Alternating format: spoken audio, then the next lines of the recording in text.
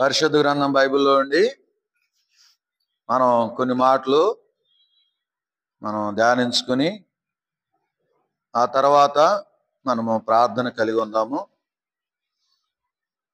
పరిశుద్ధ గ్రంథం బైబిల్లో ఉండి కీర్తనలు 40వ అధ్యాయం. కీర్తనలు 40వ అధ్యాయము మొదటి వచనాన్ని మనం కలిసి చదువుకుందాం. కీర్తనలు 40వ అధ్యాయము మొదటి వచనాన్ని మనం కలిసి చదువుకుందాం. యెహోవా కొరకు నేను సహనముతో కనిపెట్టుకొంటిని, ఆయన నాకు చెవియొగ్గి నా మొర ఆలకించెను. మరోసారి చదువుకుందాం. యెహోవా కొరకు నేను సహనముతో కనిపెట్టుకొంటిని, ఆయన నాకు చెవియొగ్గి నా మొర ఆలకించెను. ఆత్మ సాయం కొరకు ప్రార్థన చేసుకుందాం. ప్రేమగల తండ్రి, కృపగల దేవానికి స్తోత్రాలు. ఇప్పటి వరకు కీర్తన ద్వారా నీ నామానికి మహిమ తెచ్చుకున్నందుకు స్తోత్రాలు. వాక్య భాగంలో ప్రవేశిస్తుండగా నీ దాసుని, అయోగ్యుని, అపాత్రుని ప్రభువా, యోగ్యత అర్హత లేనింటి వాడిని ప్రభువా జ్ఞాపకం చేసుకుని కనికరించి నన్ను నీ అర్హమైన పాత్రగా నన్ను బలపరిచి నీవే వాడుకోవాల్సిందిగా వేడుకుంటూ, ఇంకా రావాలని ఆశ కలిగి ఉండారో ప్రభు వాటి బిడ్డలను కూడా తండ్రి నీ సన్నిధికి త్వరితంగా నడిపించవలసిందిగా వేడుకుంటూ యేసు నామములో ప్రార్థించి వేడుకుంటున్నాను తండ్రి, ఆమేన్.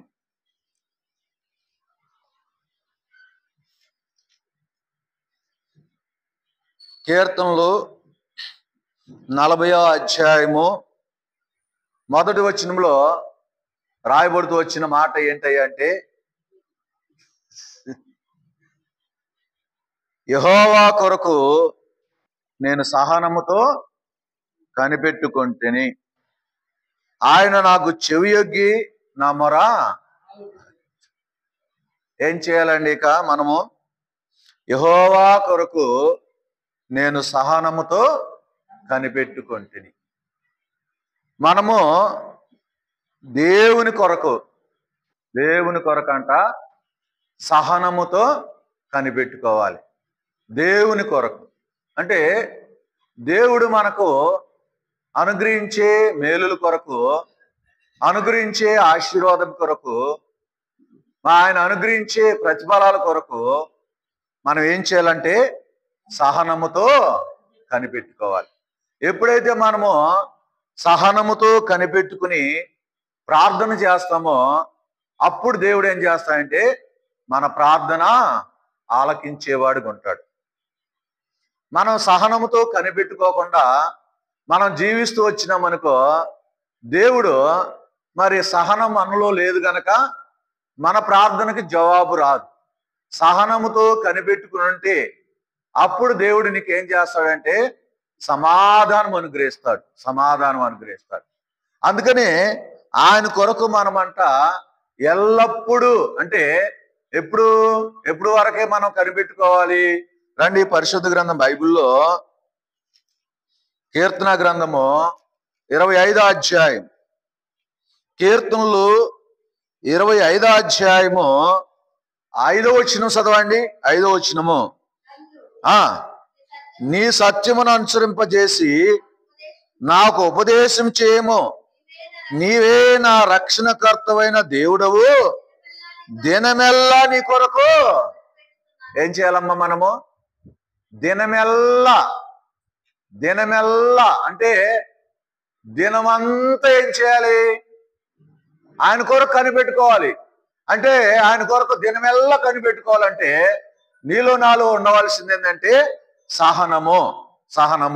ఈ సహనము గనక నీలో నాలో గనక లేకపోతే మరి దేవుడు ఏం చేస్తాడంటే మరి మొర ఆలకించడు.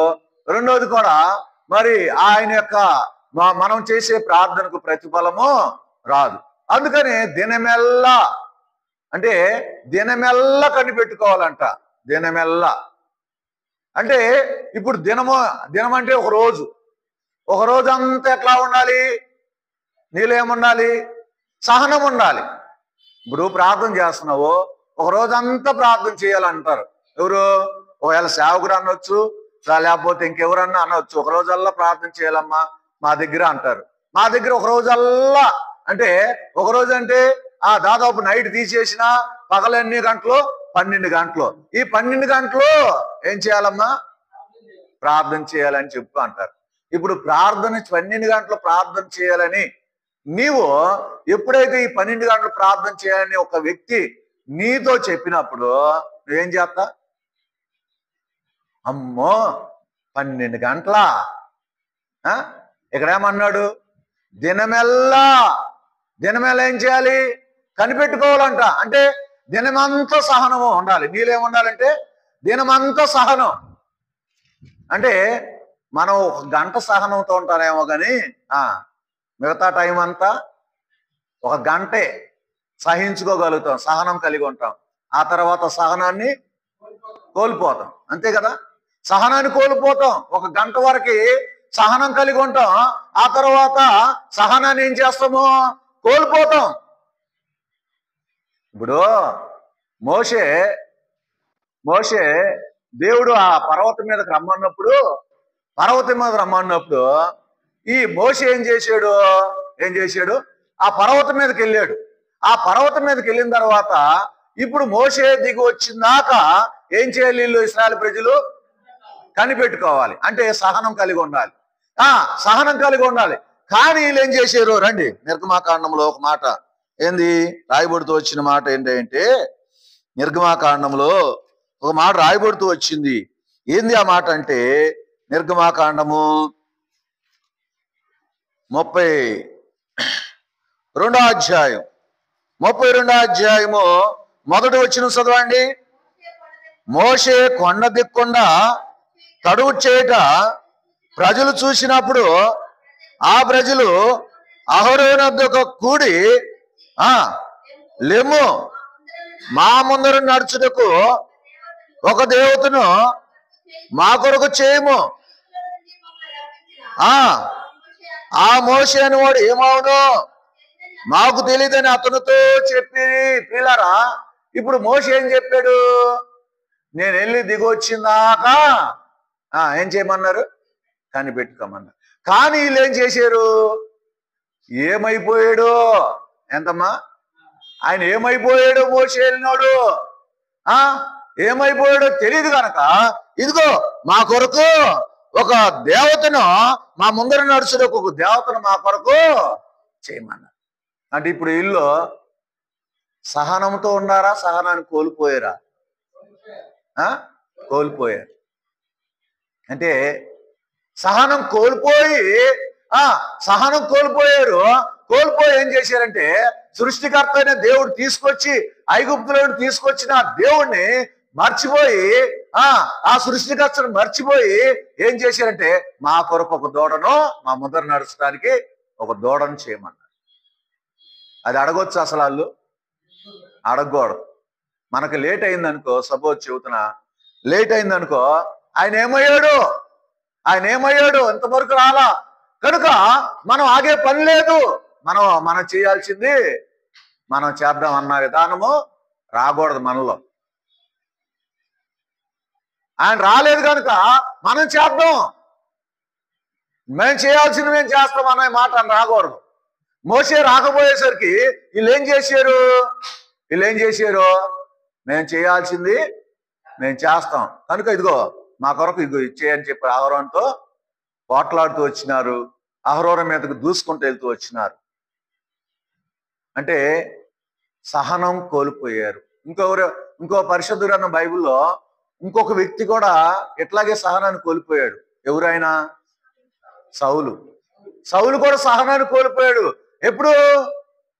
రండి, మొదటి సమూయేలు గ్రంథం 13వ అధ్యాయంలో రండి. అంటే మనం చేస్తున్న పని ఏంటయ్యా అంటే, మనం చేయాల్సిన పని సరిగ్గా చేయాలి. మనం చేయాల్సిన పని సరిగ్గా చేయకోకుండా దేవుడి కొరకు మనం సహనంతో కనిపెట్టుకోకపోతే సమాధానం రాదు. కనుక సహనంతో కనిపెట్టుకోవాలి. ఇక్కడ ఏం రాయబడుతూ వచ్చింది?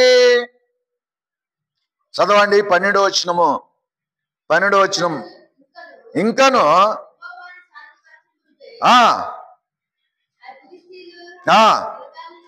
అమ్మా 10వ వచనం చదువు. 10వ వచనం. 10వ వచనం. అతను దహన బలి అర్పించి సమూయేలు వచ్చెను. అతనికి వందనములు చేయుటకై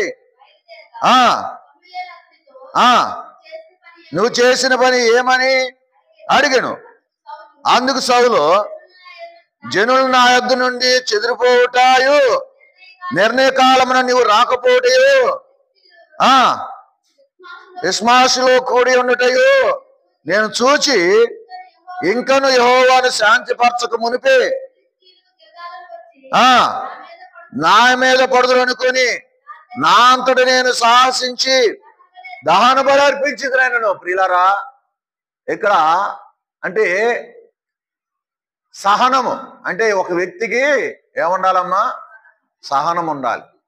అంటే ఆ మనిషి మనకి ఎందుకు చెప్పాడా, ఎందుకు కొంచెం ఆలస్యమైనా పర్వాలేదు, ఏం పర్వాలేదు, ఆలస్యమైనా ఆ వ్యక్తి వచ్చిందాక మనం ఉందాము, కనిపెట్టుకుందాము అనే ఆలోచన ఎవరికి లేదంటే సౌలుకు లేదు, ఇశ్రాయేలు ప్రజలకు లేదు.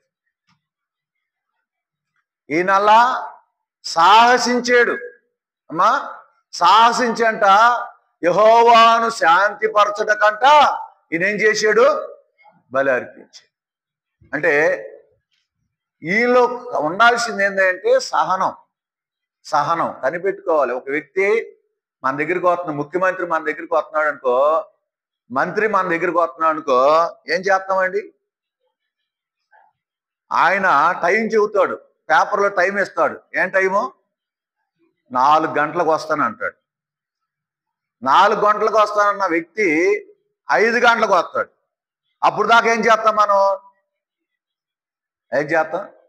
ఒక రాజకీయ నాయకుడు వస్తుంటే అన్ని గంటల పడిగాపులు కాస్తామే, దండలు పుట్టుకుని పూలు పుట్టుకుని. ఒక దేవుడు, ఒక వ్యక్తి, ఒక సేవకుడు వస్తున్నాడు అంటే కొంచెం ఆలస్యమైంది అనుకో, ఏం చేస్తాం? రాజకీయ నాయకుడి కన్నా ప్రాధాన్యత ఇస్తాం కానీ సేవకుడికి ప్రాధాన్యత ఇవ్వం. అంతేనా కాదా? పోయిన సంవత్సరం ఒకసారి ఎలక్షన్ టైంలో ఒకరు వస్తున్నారని చెప్పి ఇక్కడ బేషన్తో పూలు పెట్టుకుని ఉంచున్నారు. మధ్యాహ్నం చెబుతున్నా, బేషన్తో పూలు పెట్టి ఎప్పుడు వరకు కూర్చున్నారు చెప్పండి? ఎంతసేపు ఉన్నారు చెప్పండి? వచ్చేసారు దగ్గరికి అన్నారు. అగో పెరవలపాలెం వచ్చేసారు అన్నారు. టైం ఎంత పట్టింది? వాళ్ళు ఊరేగింటుకుంటూ వచ్చేసరికి చీకటి పడిపోయింది. ఇప్పుడే అప్పుడు దాకా ఎక్కడున్నా? అప్పుడు దాకా ఆడే కూర్చున్నావు. అంటే సహనముతో కనిపెట్టావు. మరి యేసు, మరి ఆ దైవ సేవకుడు కొంత లేట్ అవుతుంది వచ్చేవాడు లేట్ అవుతుంది, లేట్ అవుతుంది, ఒక 10 నిమిషాలు ఆలస్యం అవుతుందంట అని చెప్పి అంటున్నారు అనుకో, ఇప్పుడు దాకానా? ఆయన ఇప్పుడు దాకా ఉంటే ఎట్ట కుదిరిద్ది? ఆయనకు బుద్ధి ఉందా లేదా? ఏమంట? ఆయనకు బుద్ధి ఉందా లేదా? ఎప్పుడు చెప్పావు, ఎప్పుడు వచ్చారు? ఒక లోకంలో ఉన్న వ్యక్తి కోసం అలా సహనముతో కనిపెడతా ఒక దైవ సంబంధమైన కార్యాల విషయంలో ఏం చేయమండి? సహనాన్ని కోల్పోవాలి. ఇక్కడ సౌలు అట్లాగే కోల్పోయాడు, ఇశ్రాయేలు ప్రజలు కూడా అట్లాగే కోల్పోయారు. మరి వాళ్ళకి వచ్చింది లాభం ఏంటి? వాళ్ళకి ఏమైనా లాభం వచ్చిందా? వాళ్ళకి ఏమైనా మేలు కలిగిందా? చెప్పండి. సౌలుకి ఏమైనా మేలు కలిగిందా? లేదు. మరి ఇశ్రాయేలు ప్రజలకు ఏమైనా మేలు కలిగిందా? లేదు. వాళ్ళు సహనంతో కనిపెట్టుకోకుండా వాళ్ళంతటికి వాళ్ళు చేసి సాహసించి వాళ్ళంతటికి వాళ్ళే కనిపెట్టుకోకుండా ఉండకోకుండా జీవించి వారందరికి వారే ఏదేదో చేస్తూ వచ్చినప్పటికీ వారు మరి తెచ్చుకుంది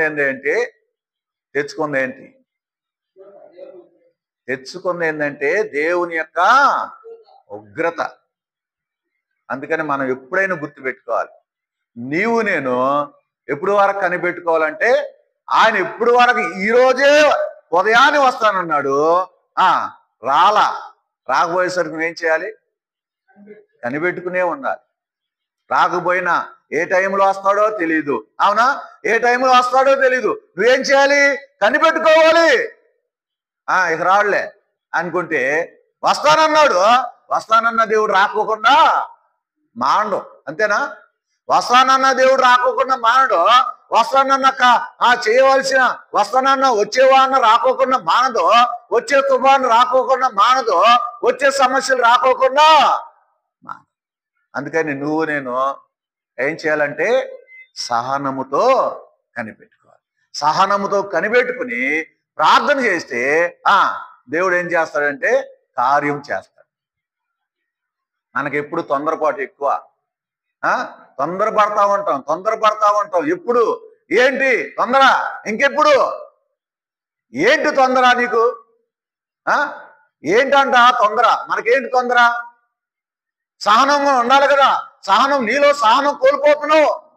సహనం కోల్పోతే దేవుని రాజ్యాన్ని కోల్పోతాం. మనలో సహనం లేకపోతే దేవుని రాజ్యాన్ని కోల్పోతాం.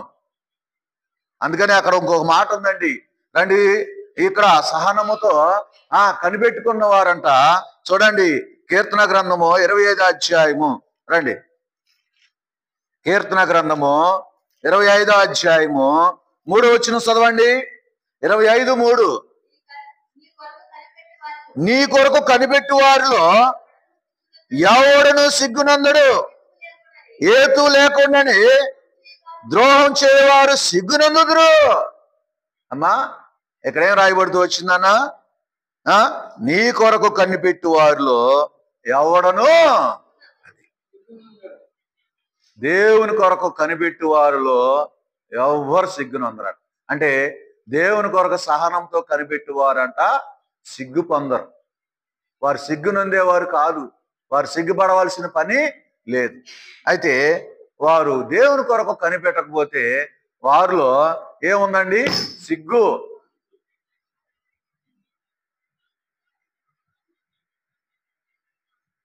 మన జీవితంలో ఏం చేయాలి? వారు సిగ్గునందేరు. ఎవరు? వారు సిగ్గుపడుతూ వచ్చినారు. ఐగుప్తీయులు, ఇశ్రాయేలీయులు సిగ్గుపడుతూ వచ్చినారు. సౌలు సిగ్గుపడుతూ వచ్చినాడు. ఒక దినాన వారు సిగ్గుతో మొహము తల ఎత్తుకోలేని వారు ఉంటూ వచ్చినారు. కానీ కనిపెట్టేవారు సిగ్గుపడరు. ఏం చేస్తారు? తలకాయ ఎత్తుకుంటారు. ఎందుకో తెలుసా? వారు సహనముతో కనిపెట్టుకున్నారు కనుక, సహనంతో కనిపెట్టుకుని ప్రార్థన చేశారు కనుక వారు సిగ్గు లేదండి. ఇక ఎందుకో తెలుసా? వారు దేవుడు అంట వారికి ఏమిస్తాడు తెలుసా? ధైర్యం ఇస్తాడంట. అందుకని వారు సిగ్గుపడరంట. ఇంకోటి ఏందో తెలుసా? మీకా గ్రంథం, రండి. మీకా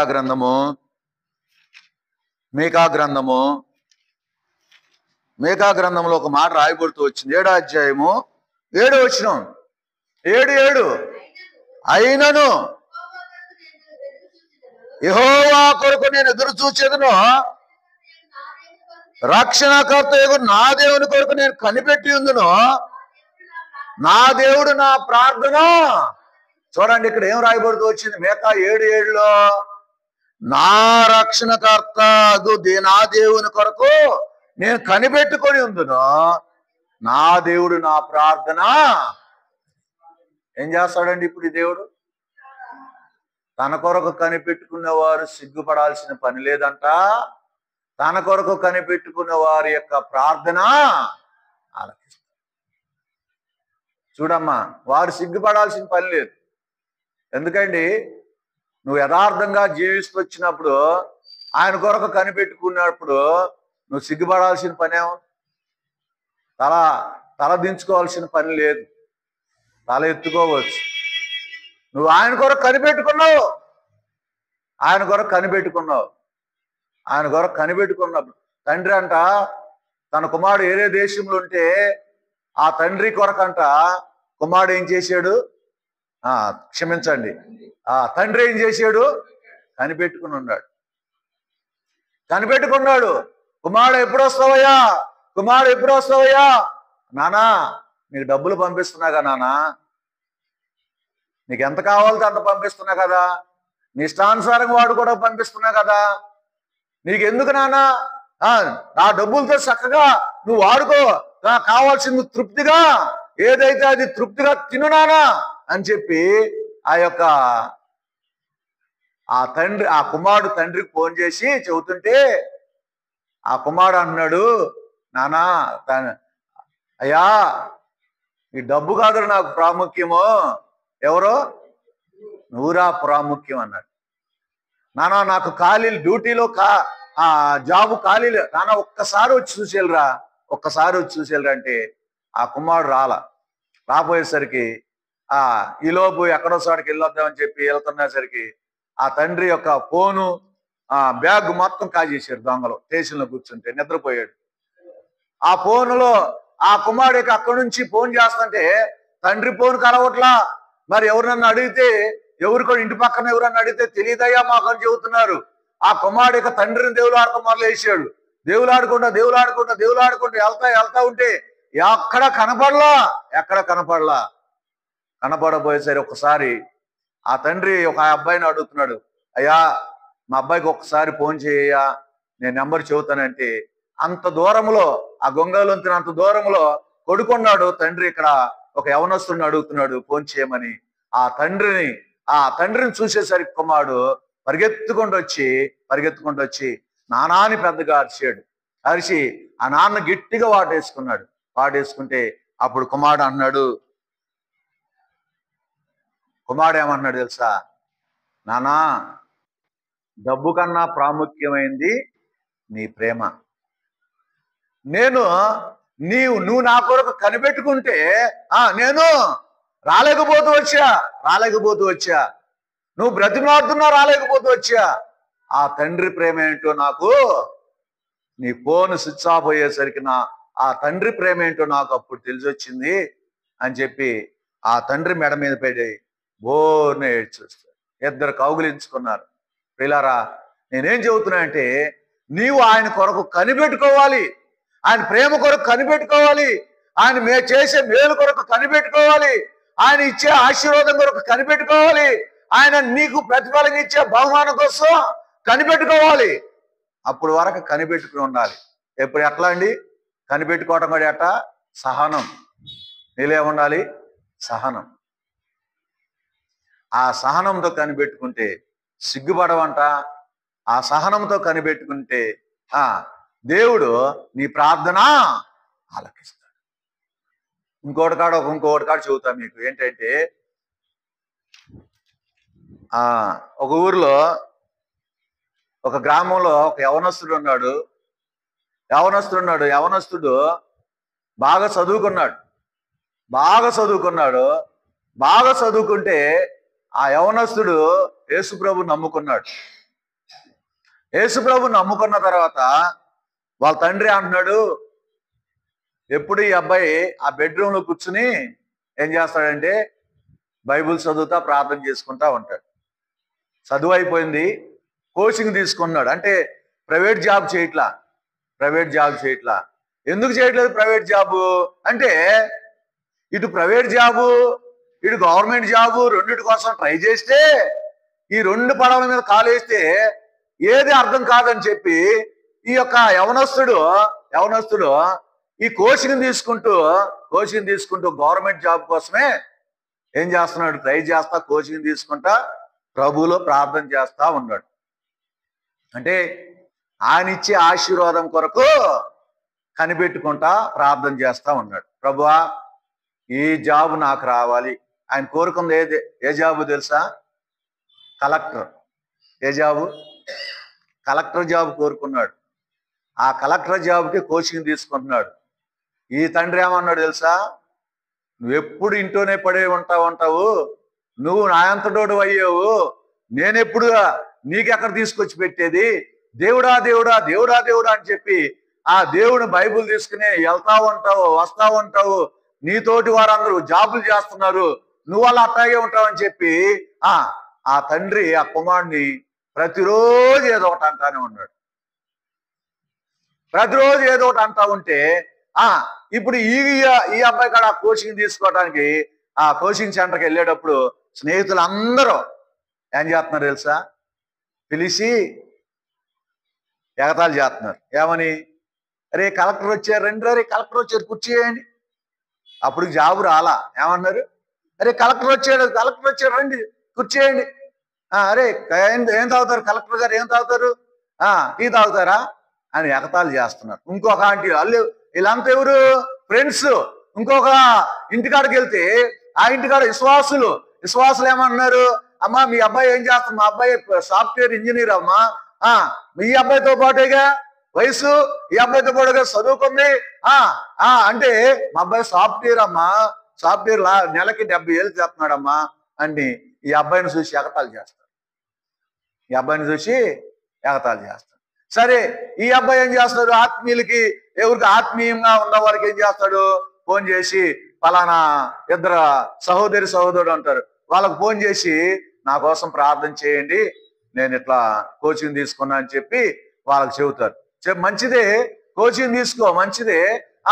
అయితే ఈలోపు అది ప్రిపేర్ అవుతా ఇక ఏ పని చేయమన్నారంటే వాళ్ళు స్నేహితులు, అంటే ప్రార్థన వాళ్ళు,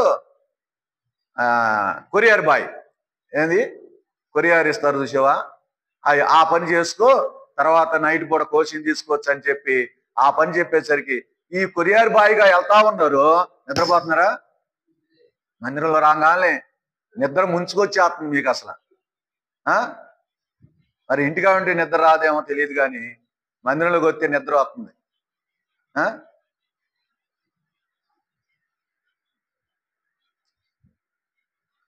వీళ్ళంతా తండ్రి తిడుతున్నాడు, స్నేహితులు ఎగతాళి చేస్తున్నారు, తోటి విశ్వాసులు కొంతమంది పెద్ద ఆంటీ వాళ్ళు కూడా ఎగతాళి చేస్తున్నారు.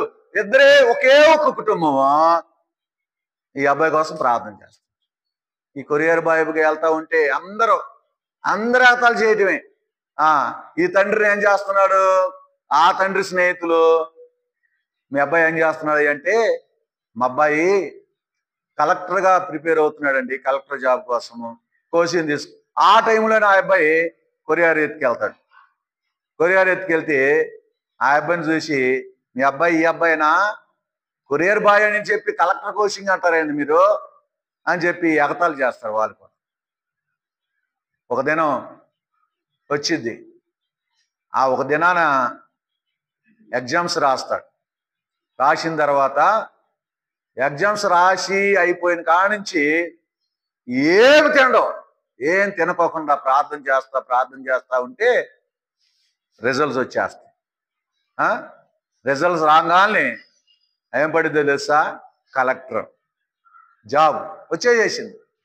జాబ్ వస్తే ఇక ఆ ఊరికి ముందు పోలీసుది గాను, తర్వాత మధ్యలో అది, తర్వాత ఇంకోటి జరిగింది కదా. ఈ 3 కార్లు వస్తా ఉంటే అందరూ ఆశ్చర్యపోతా ఉంటారు. ఏంటి వాళ్ళ ఇంటికాడ కార్లు ఆగినాయి, వాళ్ళ ఇంటికాడ కార్లు ఆగినాయి అంటే వాళ్ళ అబ్బాయి పలానా వ్యక్తి ఏమయ్యాడు? ఎగతాళి చేసిన వాళ్ళందరూ వచ్చి ఆ అబ్బాయిని క్షమాపణ అడిగారు. ఆ అబ్బాయి ఏమన్నాడు తెలుసా? నాకేం కోపం లేదు. ఏమన్నాడు? మీ మీద నాకే కోపం లేదు. ఒక ఆంటీ అలా ఇంట్లో పడి ఏడుతా ఆ అబ్బాయిని పలకరియాలని సిగ్గేస్తుందని చెప్పంటే ఇంకో ఆంటీ వెళ్ళి తీసుకొస్తారు. ఆ అబ్బాయి దగ్గరికి వచ్చి ఏడ్చి అయ్యా నిన్ను ఎట్లా అన్నావు? ఏం లేదంటే ఇవన్నీ మీరు అన్నాయన్నీ నాకు దీవులే అన్నాడు. ఏమన్నాడు? మీరు అన్నాయన్నీ నాకు దీవులే, దేవుడు దీవులు దయచేసాడు నాకు, నేను ఆయన కొరకు కనిపెట్టుకున్నాను కనుక ఆయన నాకు ఏం దయచేసాడు? దీవులు దయచేసాడు. ప్రియులారా, అందుకని మనము సహనముతో ఏం చేయాలి? ఒక దాని మీద గురి కలిగి ఉంటే అదేం చేయాలి? దేవుని మీద ఆధారపడి అది దేవుడు అనుగ్రహించేంత వరకు నువ్వు పట్టు ఏం చేయకూడదు?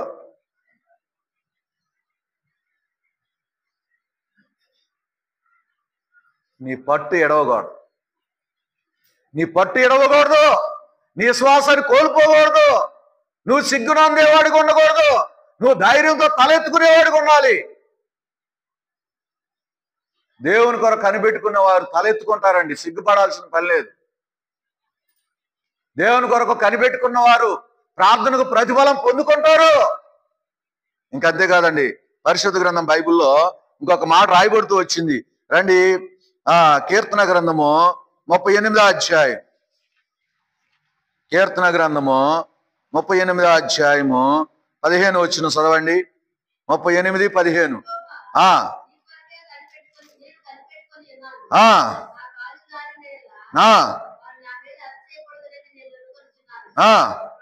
ప్రభువా నా దేవా నీవే ఉత్తరం ఇచ్చేదు. ప్రియులారా, ఇక్కడ ఒక మాట రాయబడుతూ వచ్చింది. ఏమని రాయబడుతూ వచ్చింది?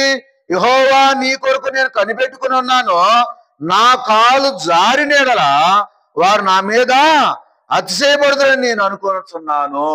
అంటే ఇక్కడ దేవుని కొరకు కనిపెట్టుకున్న వారు కనిపెట్టుకుంటే కొంతమంది ఎవరు వీళ్ళు దేవుని నమ్మిన బిడ్డల మీద అతిశయపడే వాళ్ళంట. ఇతను కాలు జారిద్దేమో. కనిపెట్టుకున్న వారి యొక్క కాలు జారితే ఏమైందండి? ఇప్పుడు నువ్వు నేను దేవుని బిడ్డలమండి. ఇప్పుడు నీ కాలు జారింది. నీ కాలు జారితే భక్తిహీనులు కాలు జారింది వేరు, నీ కాలు జారింది వేరు. నీ కాలు జారితే ఆయన ఏం చేస్తాడు, వాళ్ళ కాలు జారితే ఆయన ఏం చేస్తాడు చెప్పండి? నీ కాలు జారిందనుకో ఏం చేస్తాడు ఆయన? 90వ కీర్తన రండి, మీకు అర్థం కావట్లా. 90వ కీర్తనకు వస్తే అర్థమైంది. ఏం అర్థమైంది? 91 10 వచనం, లేకపోతే 91 12 వచనం. 12 వచనం అమ్మా. 91:12. నీ పాదములకు రాయి తగలకుండా ఆయన నిన్ను తమ చేతుల మీద ఎత్తి పట్టుకొందురు. అమ్మా, కాలు జారితే ఏం చేస్తాడు దేవుడు? ఎత్తి పట్టుకుంటాడు. ఎవరిని ఎత్తి పట్టుకునేది? దేవుని కొరకు కనిపెట్టుకునే వారి విషయంలో. దేవుని కొరకు కనిపెట్టుకున్న వారి విషయం అంట. వాళ్ళు ఒకవేళ దేవుని కొరకు కనిపెట్టుకున్న వారు ఒకవేళ వాళ్ళ కాలు జారిందనుకో, దేవుడు ఏం చేస్తాడు? కనిపెట్టుకున్న వారిని ఎత్తి పట్టుకుంటాడు. నీ కాలు నా కాలు అంట జారనీడు అంట, తెలుసా? అందుకని నీ పాదములు త్రొట్టెల్లకుండా ఆయన నిన్ను, అది 121వ అధ్యాయంలో ఆ మాట రాయబడింది. చూడండి, 121వ అధ్యాయంలో ఆ మాట రాయబడుతూ వచ్చింది. ఏమని రాయబడుతూ వచ్చింది? నీ పాదములు త్రొట్టెల్లకుండా ఆయన నిన్ను కాపాడును. ఇక్కడ 3వ వచనంలో రాయబడింది, ఆయన నీ పాదములు త్రొట్టెల్లకుండా ఆయన నిన్ను కాపాడువాడు. అది నీ పాదములు త్రొట్టెలనీయుడు, నీ పాదములు వెనకనీయుడు, నీ పాదములు జారనీయుడు. ఏం చేస్తాడు? కాపాడుతాడు ఆయన. అందుకని దేవుని కొరకు మనం ఏం చేయాలమ్మంటే కనిపెట్టుకోవాలి. వీళ్ళు ఏమయ్యారు అంటే, సౌలు కానీ ఇశ్రాయేలు ప్రజలు కానీ సహనం కోల్పోయారు. అందుకనే వారి జీవితాలు ఏమైనాయి అంటే, వారి జీవితాలు ఎలా ఉన్నాయంటే భయంకరమైన పరిస్థితుల్లో ఉన్నాయి. ఎవరైతే దేవతలను చేయమని అన్నారో వారి జీవితాలు భయంకరంగా ఉన్నాయి. ఎవరైతే సాహసించి బలి అర్పించారో వాళ్ళ కుటుంబ జీవితాలు భయంకరంగా ఉన్నాయి. ఎవరైతే కనిపెట్టుకున్నారో, ఎవరైతే కనిపెట్టుకుని ప్రార్థన చేశారో, ఎవరైతే కనిపెట్టుకుని ఆయన కొరకు ఎదురు చూశారో వారి యొక్క ప్రార్థనలు ఏమని అమ్మా దేవుడు ఆలకించి. కనిపెట్టుకున్న వారు సిగ్గుపడరంట. కనిపెట్టుకున్న వారి యొక్క ప్రార్థన దేవుడు ఆలకిస్తాడంట. కనిపెట్టుకున్న వారి యొక్క కాలు జారనీడు, త్రొట్టెల్లకుండా ఆయన కాపాడుతాడు. చూశారా? మన జీవితంలో సహనం ఉండాలి. కనిపెట్టుకునే దాని ముందు ఏముండాలి? కనిపెట్టుకుంటాం అనేరు, దానికి ముందు సహనం ఉండాలి. ఈ సహనం కలిగి మనం ఉంటే కనుక దేవుడు సిగ్గుపడనీయుడు. సహనంతో కనిపెట్టుకుంటే ప్రార్థన ఆలకిస్తాడు. సహనంతో కనిపెట్టుకుంటే ఆయన నీ కాలు. 3 విషయాలు ప్రియులారా, ఎన్నో పర్యాలు సహనం కోల్పోతున్నాం. ఏమన్నా సహనం కోల్పోయామన్నా కోల్పోయిన తర్వాత సహనంతో కనిపెట్టుకోవాలంటే ఏమన్నా లాభం పొందుకున్నావు ఇప్పుడు వరకు? సహనంతో కనిపెట్టుకుని విశ్వాసంతో ఆయన ఇచ్చే దాని కొరకు ఎదురు చూస్తూ ఉంటే ఆయన ఏమయ్యాడు? కలెక్టర్ అయ్యాడు. సహనంతో కనిపెట్టుకుని తండ్రి కోసం దేవులాడుతూ వెళ్తే ఆ తండ్రి ఏమయ్యాడమ్మా? తండ్రి ప్రేమను పొందుకోగలిగాడు. అందుకని మన జీవితంలో అట్టి ఆ తండ్రి, ఈ తండ్రి కన్నా, ఈ లోకము తండ్రి కన్నా, ఈ లోకంలో ఉన్న దానికన్నా ఆ తండ్రి ఇచ్చే మేలు కోసము మనం ఏం చేయాలమ్మా? అది అప్పుడు వరకు మనం సహనం, ఓర్పు సహనం రెండు ఉండాలి. ఈ లేకపోతే మనం ఏం చేయలేం.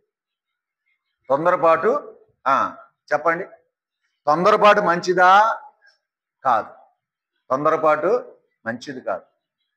అందుకనే ప్రతి బస్సు మీద, లారీ మీద ఒక మాట రాస్తాడు. ఏమని? నిదానమే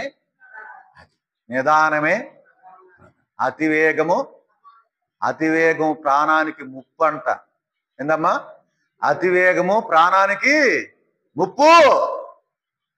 అందుకనే మనము అతివేగము మనలో పనికిరాదు. మన జీవితంలో ఈ మూడు విషయాల్లో ఎన్నో పర్యాలు ఎంత సహనం కలిగి ఉండవు, ఎంత ఓర్పు కలిగి ఉండవు.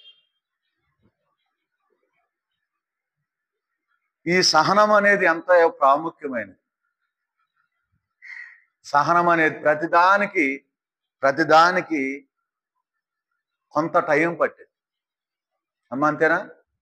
ఇల్లు కట్టుకోవడానికి టైం పట్టిద్దా లేదా? అయిపోద్ది ఎమ్మటే. సహనం ఉంది, సహనంతో కట్టాలి దాన్ని, అంతేనా? చదువుకోవడానికి వాడు సహనంతో ఏం చేయాలి? చదువుకోవాలి. ఇది అర్థం కాలేదని మానుకుంటే ఏమవుతాడు?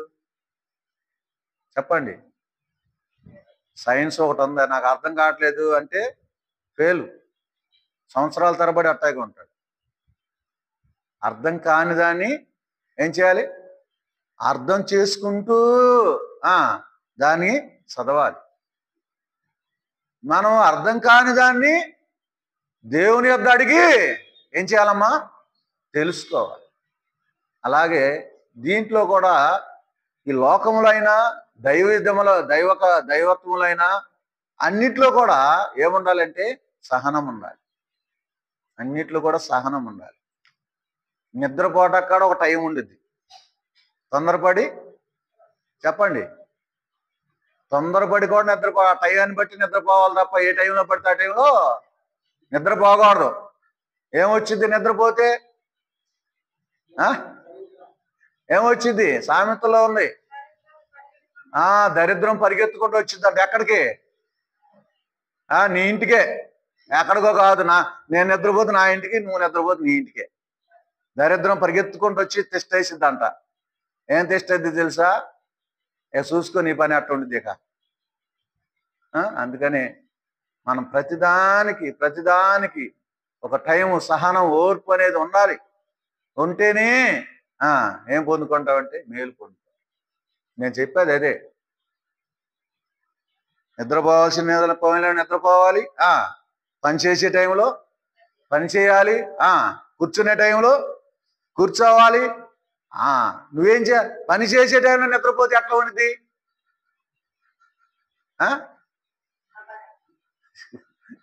అంతా అట్లాగే ఉండిపోయి. అందుకనే మన జీవితంలో ఎప్పుడైనా గుర్తుపెట్టుకోండి, ప్రతిదానికి ఒక సమయాన్ని బట్టి, పని అయినా, కుటుంబ విషయమైనా, మందిరం విషయమైనా, ఏ విషయమైనా సరే ఏం జరిగిద్దో తెలుసా? సహనంతో ఓర్చుకుని, సహనంతో కనిపెట్టుకుంటే పనులు ఏమవుతాయమ్మా? ఒక టైం వచ్చింది, ఆ టైంలో పని ఏమైంది? దివ్యకరంగా, మహిమకరంగా జరిగింది. ఏ పనైనా, అది మందిరం పని అవ్వచ్చు, మీటింగ్లు అవ్వచ్చు, లేకపోతే మన కుటుంబంలో కార్యాలు అవ్వచ్చు, ఏదైనా అవ్వచ్చు. ఏ టైం అయినా సరే ఆ టైం వచ్చిందాక నువ్వేం చేయాలంటే కనిపెట్టుకోవటం మంచిది. కనుక అలా కనిపెట్టుకున్న వాళ్ళు సిగ్గునందరు, అలా కనిపెట్టుకున్న వాళ్ళు ప్రార్థన ఆలకించబడిద్ది, అలా కనిపెట్టుకున్న వారి యొక్క కాలు జారు. మరి కనిపెట్టుకోలేని వారి విషయంలో ఇద్దరిని చూసాం కదా, వారిని బట్టి మరి వారిలాగా నువ్వు ఉన్నాయేమో, నేనున్నానేమో, వారిలాగా నువ్వు ఉన్నావు నేనున్నానేమో. ఒకసారి వాక్య వెలుగులో మనం పరీక్షించుకుందాం, పరిశీలన చేసుకుందాం. మనం ఇంకో వ్యక్తిని కూడా మనం చూడలా. ఆయన సహనముతో కనిపెట్టుకున్నాడు. ఒక దినం వచ్చింది, సింహాసనం మీద ఎక్కాడు. ఎవరైనా యేసేపు కష్టాల్లో గుండా వెళ్ళాడు కదమ్మా. ఎన్ని కష్టాలు చెప్పండి. ఒక్కడే ఎన్ని కష్టాలు అనుభవించాడు. యవనస్తుడు, మళ్ళీ యవనస్తుడే, తల్లిదండ్రుల దగ్గర లేరు, అనాథముల దగ్గర లేరు, ఎవరు కూడా దగ్గర లేరు. ఒక్కడే ఎంత ఎవరి మీద ఆధారపడ్డాడు, ఎవరికి ప్రార్థన చేస్తున్నాడు, ఎవరి కొరకు కనిపెట్టుకున్నాడు. చూసారా? ఒక దినం వచ్చింది, ఎవరు తనేమంటే నాన్న వాళ్ళు లేకపోయినా, స్నేహితులు అనేవాళ్ళు లేకపోయినా ఎక్కడ కూర్చోబెట్టాడు దేవుడు? మా నాన్న ఎవరు? దేవుడే. మన స్నేహితుడు ఎవరు? దేవుడే. ఆయన ఒక దినం తీసుకెళ్ళాడు, ఒకసారి తీసుకెళ్ళాడు, సింహాసనం మీద కూర్చొని పెట్టాడు. మంచి వస్త్రాలు లేవు, మంచి వస్త్రాలు ఇచ్చాడు. మెడలో బంగారపు గొలుసు లేదు, ఏమిచ్చాడు? బంగారు గొలుసు ఇచ్చాడు. ఉంగరాలు లేవు, ఏమిచ్చాడు? ఉంగరం ఇచ్చాడు. ఏమి లేవు, పాదరక్షలు లేవు, ఏమిచ్చాడు? పాదరక్షలు ఇచ్చాడు. ఏమి లేదు, కూర్చోడానికి కుర్చీ అన్నా మనకుంది, ఆయనకు ఆ కుర్చీ కూడా లేదు. ఏమిచ్చాడు? సింహాసనం మీద కూర్చుని కుర్చీ ఇచ్చాడు. కనుక మన జీవితాల్లో మరి ఆ రీతిగా మన జీవితాల్లో అట్టి విధానంలో సహనంతో కనిపెట్టుకొని ప్రార్థన చేద్దాం. ప్రభు మనకి సహాయం చేయనుగాక.